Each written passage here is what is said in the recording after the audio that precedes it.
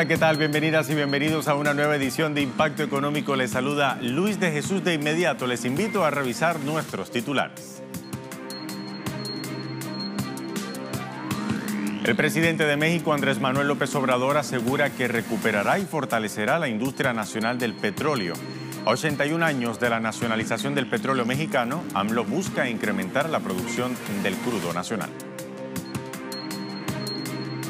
En nuestro expediente económico de hoy viajamos a África para una radiografía de Nigeria, un gigante petrolero africano, pero con amplias brechas de desigualdad y corrupción. Y en Economía 360, el presidente de China, Xi Jinping, iniciará una gira por Europa para impulsar el ambicioso proyecto de la Franja y la Ruta. El mandatario chino visitará Francia, Italia y Mónaco.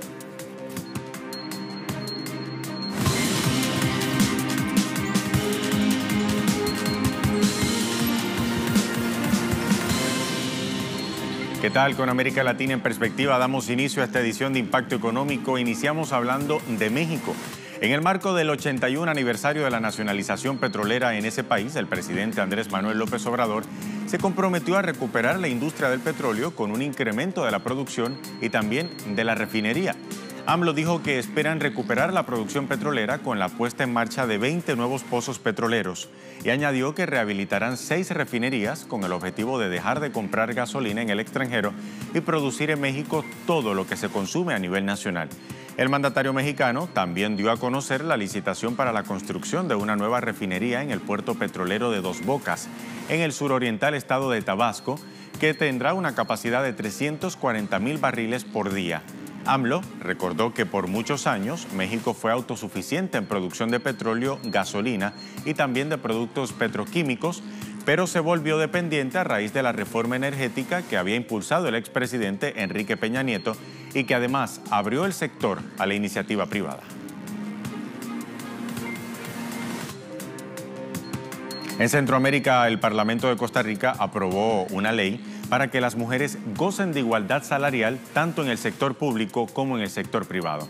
La ley pretende erradicar las brechas salariales entre ambos sexos cuando realizan un mismo trabajo, por lo tanto, busca, en otras palabras, eliminar la discriminación por motivos de género. El artículo 14 de la legislación establece que las mujeres tendrán derecho a la igualdad salarial con los hombres, tanto en el sector privado como en el sector público, por un trabajo de igual valor bajo un mismo patrono.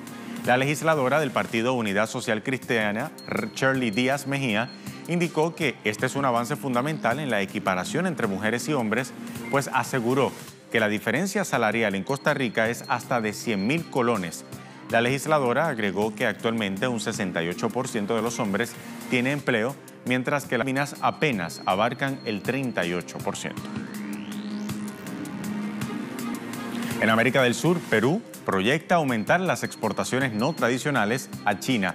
El director de exportaciones del organismo de promoción en el exterior, conocido por PROMPERÚ, Luis Torres, dijo que Perú proyecta aumentar en más de no tradicionales a China. Destacó que China es el principal socio comercial de Perú, no solo de productos mineros como el cobre, sino también de agroexportación y textiles que ganan creciente espacio en ese país. El funcionario peruano también anunció que el próximo 9 y 10 de abril se realizará el 10º de exportadores, ADEX.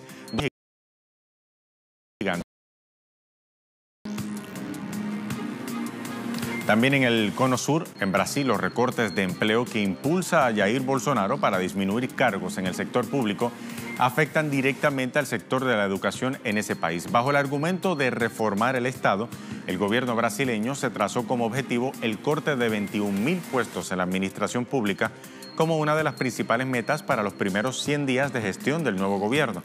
A través de un decreto firmado por Bolsonaro, se deja sin empleo al menos a 13,710 trabajadores de la educación que estaban bajo la custodia de instituciones de enseñanza, lo que corresponde al 65% del corte total. El decreto determina la extinción inmediata de 2,449 puestos en instituciones de enseñanza. Además, otras 11,261 funciones gratificadas actualmente en uso también dejarán de existir a partir del 31 de julio. Pasamos ahora al Caribe antillano. La Junta de Supervisión Fiscal, impuesta por el Congreso de los Estados Unidos, rechazó el plan fiscal del gobierno de Puerto Rico porque, a su juicio, no cumple con los requisitos de la ley promesa. La ley cuestiona, la Junta, cuestiona la propuesta del gobierno local para crear cuentas para los estudiantes porque traería, según la Junta, gastos adicionales. La Junta exige al gobernador Ricardo Rosselló incluir una larga lista de documentos e información, como por ejemplo proyecciones macroeconómicas, reformas estructurales y otras. A través de una carta enviada al gobernador de Puerto Rico, Ricardo Rosselló, la Junta de Supervisión Fiscal le notificó que el plan fiscal no cumple con la ley promesa, porque a juicio de la Junta, la propuesta del gobierno no incluye información detallada con respecto a reformas estructurales críticas, ni tampoco datos puntuales sobre proyecciones. En esa línea, la Junta señala que el plan fiscal necesita revisiones significativas e información de apoyo adicional antes de que pueda ser aprobada, por lo que la Junta le exige al gobierno un plan fiscal que incluye una larga lista de documentos e información, como proyecciones macroeconómicas, proyecciones de ingresos, proyecciones de gastos, reformas estructurales, medidas fiscales, entre otros. Por otra parte, la Junta cuestiona la propuesta del gobierno de crear cuentas para los estudiantes, porque según la Junta esto traería gastos adicionales entre 25 y 29 millones de dólares que el gobierno tendría que sacar de alguna otra partida. La Junta de Supervisión Fiscal advierte al gobierno de Puerto Rico que la fecha límite para presentar una propuesta de plan fiscal corregida con todos los modelos financieros es hasta este viernes 22 de marzo. Por su parte, el director de la Autoridad de Asesoría Financiera y Agencia Fiscal de Puerto Rico, Cristian Sobrino Vega, rechazó que el plan fiscal sometido por el gobierno al organismo incumpla con los términos que establece la legislación federal dirigida a Puerto Rico para garantizar su deuda pública de más de 70.000 millones de dólares. Sobrino Vega agrega que la propuesta del plan fiscal refleja los números más certeros y recientes del comportamiento fiscal de la isla. Cambiando de tema y de panorama, nuevos acuerdos entre Venezuela y Sudáfrica buscan avanzar en un modelo de minería responsable. El ministro de Desarrollo Minero Ecológico de Venezuela, Víctor Cano, sostuvo un encuentro con el embajador de Sudáfrica en Venezuela, Joseph Kela, con el objetivo de revisar las líneas de trabajo conjunto destinadas a la generación de cadenas de valor asociadas a la minería. Cano resaltó la importancia de esta cita en la que ambos países se comprometieron a que este año 2019 se dé un salto en la relación minera. Por su parte, Kela dijo que Sudáfrica tiene distintas instituciones especializadas en investigación, formación e innovación mineras que pueden también apoyar a la República Bolivariana de Venezuela. Es momento de hacer una primera pausa aquí en nuestro Impacto Económico. Al regreso abrimos nuestro expediente económico, nos vamos al continente africano. Hoy le presentamos una radiografía de Nigeria. Esto y más, a la vuelta, ya venimos.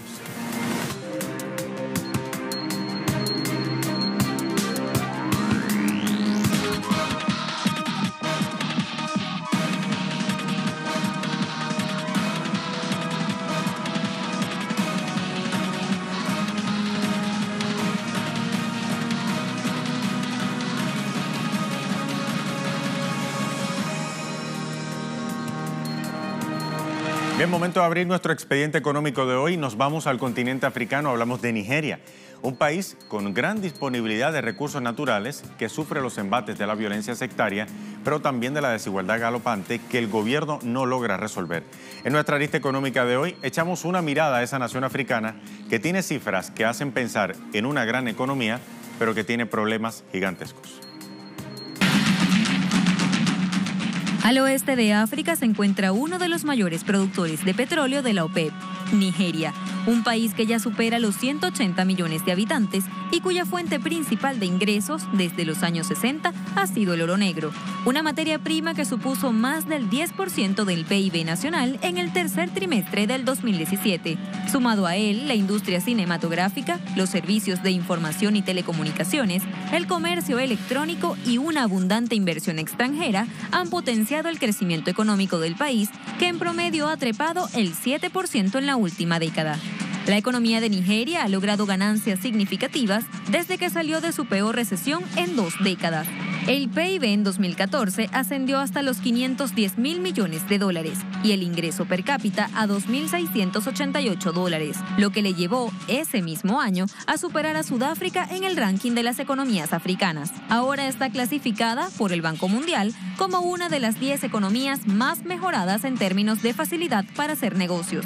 En cuanto a su balanza comercial, en 2017 las importaciones en Nigeria crecieron un 13,06% respecto al año anterior. Las compras al exterior representan el 11,84% de su PIB. Nigeria se identifica entonces como un país estratégico a nivel regional y mundial. También desempeña un papel fundamental en la Comunidad Económica de Estados de África Occidental, ECOWAS por su sigla en inglés, aportando el 70% de su presupuesto. Además, con la Unión Africana, Nigeria acordó el reforzamiento de la cooperación política y económica con miras a apoyar los esfuerzos de integración en el continente y está fortaleciendo sus relaciones comerciales con Europa y Latinoamérica. Ahora bien, la dependencia petrolera y la desigualdad social definen el escenario nigeriano. El petróleo y la desigualdad lo definen. La fuerte dependencia del combustible y su concentración en manos extranjeras hace entonces que existan graves brechas sociales. Por ejemplo, la pobreza y la desigualdad, en lugar de disminuir, han ido en aumento. En 2013, Nigeria se posicionó en lugar 153 de entre 187 países en el Índice de Desarrollo Humano de la ONU. Según un informe de la Oxfam, alcanzó el puesto 152, último de la lista de las naciones que potencian su compromiso para reducir la desigualdad. Y según cálculos del Banco Mundial, para 2018, el país africano cuenta con 99,2 millones de pobres, en contraste con los 86,5 que tenía en 2015. Con este incremento, desbanca entonces a India, que lideraba la lista y que ha pasado de 175,7 millones de pobres en 2015 a 96,7 millones en 2019. La mayoría de los nigerianos vive con menos de $2 al día, mientras el país concentra a 20 de los 50 millonarios más importantes del continente africano. Y mientras la ambición de los más ricos crece sin parar, la inversión social en Nigeria es cada vez menor.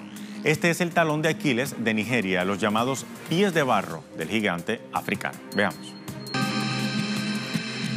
Según un informe parlamentario de 2013, el robo de combustible por parte de funcionarios del gobierno supuso pérdidas de 7.500 millones de dólares a las arcas del Estado, una cuarta parte del presupuesto anual del país. Aunque la bandera política del presidente Muhammadu Buhari desde tiempos electorales ha sido luchar contra la corrupción, en su gobierno también han estallado escándalos de desvíos millonarios. Tanto que en 2014 y 2015, Nigeria ocupó el puesto 136 de 176 países en el índice de percepción de la corrupción de Transparencia Internacional. Y es que los informes sobre la malversación de fondos para ayuda humanitaria que estaban destinados justamente a las víctimas del terrorismo de Boko Haram han mostrado que todavía hay un largo camino por recorrer. El país aún siente que las medidas solo buscan atacar uno de los síntomas y no la verdadera dolencia, pues a la par, los pobres de Nigeria empujan una pesada carga. La falta de educación y el enorme desempleo les obliga a realizar trabajos duros que apenas les permiten sobrevivir. La fuerza económica del país se contradice con la ausencia de infraestructuras, carencias de servicios hospitalarios y miles de niños sin escolarizar. Nigeria tiene a cuestas un alto porcentaje de su población en condiciones de pobreza, con una alta tasa de mortalidad, desempleo y analfabetismo.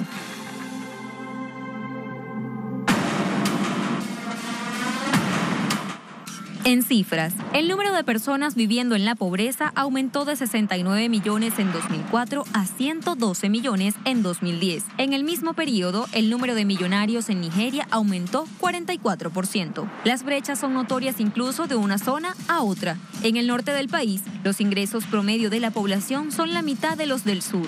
La pobreza 3 veces mayor que en las zonas sureñas más ricas, el desempleo más agudo, la mortalidad materna 10 veces más alta y el analfabetismo uno de los más elevados del mundo. Por si fuera poco, la violencia del grupo Boko Haram ha obligado al desplazamiento de más de 1.8 millones de nigerianos.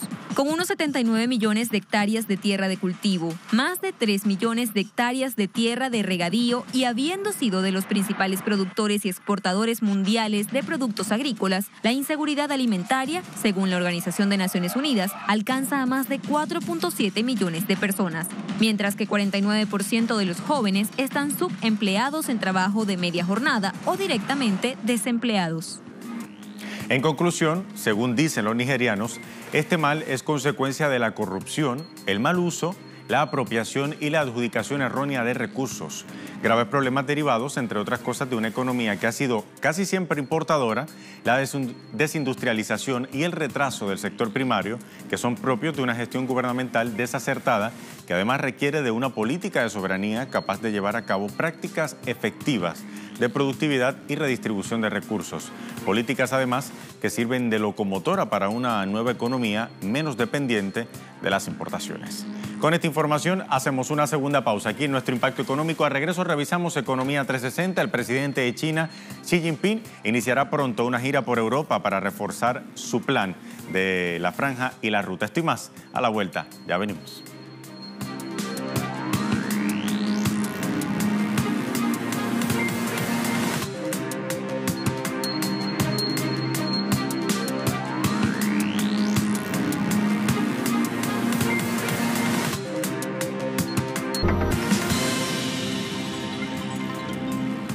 Ya estamos de vuelta, momento de hablar de Economía 360, información económica más allá de las fronteras de América Latina. Con la intención de revitalizar la iniciativa de la nueva ruta de la seda, el presidente de China, Xi Jinping, realizará una gira por Europa. La agenda contempla visitas a Italia, Mónaco y Francia entre el próximo 21 al 26 de marzo. Pese a las objeciones de Estados Unidos y sus aliados europeos, China pretende establecer una agenda de trabajo que permita afianzar diversos proyectos de infraestructura terrestre y también marítima como parte de la estratégica alianza transatlántica y comercial que conecta a Asia, África y también a Europa. El portavoz del Ministerio de Asuntos Exteriores de China, Lu Kang, explicó que las invitaciones para el mandatario chino procedieron del presidente italiano Sergio Mattarella, del francés Emmanuel Macron y del príncipe Alberto II de Mónaco. El primer ministro de Italia, Giuseppe Conte, por su parte, destacó que su país aspira a convertirse en el primero del G7 que se una a la ambiciosa iniciativa del gigante asiático. Durante la visita, las dos partes planean firmar un memorando de entendimiento sobre la cooperación en el marco de la iniciativa Belt and Road. Italia se convertirá en el primer país occidental en inscribirse oficialmente. La parte italiana toma esta medida como una oportunidad estratégica para promover sus relaciones con China y promover la cooperación pragmática entre los dos países. Y además, el vicepresidente chino Wang Qishan se reunió este martes con el ministro de Relaciones Exteriores de Pakistán, Shah Mahmood Qureshi, para profundizar las relaciones bilaterales entre ambas partes. Wang dijo que China y Pakistán son buenos vecinos y que la relación amistosa entre los dos países ha superado la prueba del tiempo y la cambiante situación internacional. Asimismo, el diplomático chino dijo que los dos países continuarán profundizando la iniciativa de la Franja y la Ruta y el proyecto del Corredor Económico China-Pakistán. Por su parte, Qureshi dijo que Pakistán está listo para mejorar la cooperación con China en varios campos e impulsar la Asociación de Cooperación Estratégica a un nuevo nivel. Y bien, en Europa, el negociador jefe de la Unión Europea para el Brexit, Michel Barnier, advirtió este martes que el gobierno británico debe presentar un plan concreto si desea alcanzar una prórroga a su salida del Reino Unido más allá del 30 de junio. Insiste que una extensión solo tendría sentido si se aumentan las posibilidades de que el Parlamento británico ratifique un acuerdo. Si el Reino Unido desea abandonar la Unión Europea de manera ordenada, este tratado de retirada es el único tratado disponible, el único tratado posible, el cual se negoció en forma seria y objetiva. La ausencia de una ratificación de este acuerdo ha causado una gran incertidumbre para el Reino Unido. La semana pasada, la Cámara de los Comunes votó en contra del acuerdo de retiro y en contra de un escenario de no acuerdo. Pero el voto en contra del no acuerdo no impide que esto ocurra, debido a que todos deben finalizar ahora todos los preparativos para un escenario de no acuerdo. Del lado de la Unión Europea estamos preparados. El embajador de Rusia en Qatar dijo que ese país podría invertir más de 9.000 millones de dólares en distintos proyectos en la economía de Rusia. El diplomático ruso afirmó que las nuevas inversiones estarán destinadas a áreas como infraestructura, agricultura, medicina, bienes inmuebles, petróleo y gas. Recordó que no es la primera vez que Qatar invierte en la economía rusa. De hecho, anteriormente, Doha invirtió unos 2.500 millones de dólares. Los dos países cooperan a través del Fondo Ruso para Inversiones Directas y también a través de la Agencia de Inversiones de Qatar en el marco de una plataforma financiera y económica conjunta. El embajador afirmó que el interés de los inversionistas cataríes en distintos proyectos en Rusia repercutiría positivamente en el intercambio comercial que, según estimaciones, crecería a $500 millones para el año 2020. Me llegó el momento de revisar los indicadores petroleros al cierre de la jornada de este martes. Iniciamos con el barril de petróleo intermedio de Texas. El WTI marca $59,51. Se encuentra al alza, subiendo 0,90%. El Brent, de referencia en Europa, se ubica en 68,09, también al alza, con 0,94% más que la jornada anterior. Y el crudo venezolano se ubica hoy en 407,45 yuanes. Noticias positivas para el crudo venezolano, su precio continúa estable desde el cierre de la semana pasada. Así llegamos al final de esta edición de Impacto Económico, como siempre con la invitación de que nos sigan en redes sociales, en Twitter, @TelesurTV, @TelesurImpactoE. Hasta la próxima.